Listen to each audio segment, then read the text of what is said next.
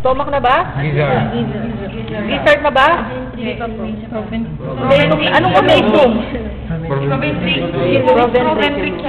Anong umisum, ah? Ito yung proventriculus. It's covered with fat, so medyo hindi niya makikita. Pero in this other, ito yung proventriculus. Ito. Yan, ito. So, isang proven, isang Siguro, hindi ko alam kung hinahati nila yun. Pero, ganyan lang kalaki yung proventriculus. Sayang kasi. Ano hinahati? Kasi parang hindi naman gano'ng kalaki yung... Okay? So, may fat covering lang, may fat lang kasi. Ayan, proventriculus. Okay? So, ito yung itsura niya. Okay? Never mistake it for the heart. Malayo. Hindi rin to, sliman to. Ito? Ano to?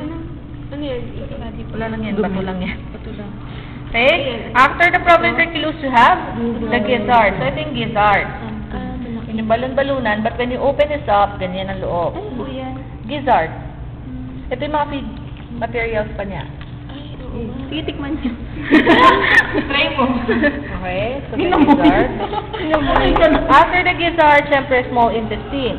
For the chicken, mas mabilis na makikita yung duodenum kasi nag-form siya ng loop. And this is the duodenum. Or the duodenal loop. Okay? And then, nasa gitna niya yung pancreas. This yellow. Itong yellow na to, yun yung pancreas.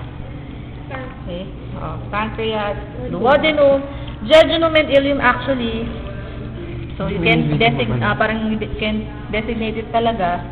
So, ito. These are the small intestine together with this. Okay? So, small intestine sila. But syempre, kung pagdating sa exam, ito tinuro, duodenum to, diba? Okay? So, small intestine, then large intestine. Ano yung first portion? The cecum, diba? But for the chicken, it's cica, kasi dalawa. Ito yung cica. Okay, yan yun. The cica, pair of cica. And then, colon. And then, rectum, cloaca. So, ano na-notice nyo? Ito yung digestive, ito yung reproductive, ang nilalabasan nila, isa lang. Kaya it makes sense, may itlog na minsan may ipot, di ba? Di ba yung itlog, may ipot sa balat? Ito? Mama, ano? Digestive reproduction. Oo. So, cica, colon, then rectum, cloaca. And this portion, kung saan nag-intersect yung ileum. So, how will you know if it's duodenum, jejunum, ileum? So, approximately, syempre, pag yung ileum, malapit siya sa cica, di ba? Kasi siya yung last portion ng small intestine. So, ito yung cica, ito ay ileum. Pag nasa gitna, jejunum. Pag nandito, ito yung duodenum.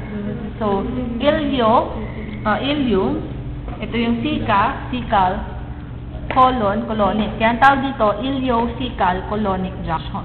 Iliocecal colonic junction. So, kanina meron kayong anus, meron kayong bayan, may junction naman kayo. Okay? So,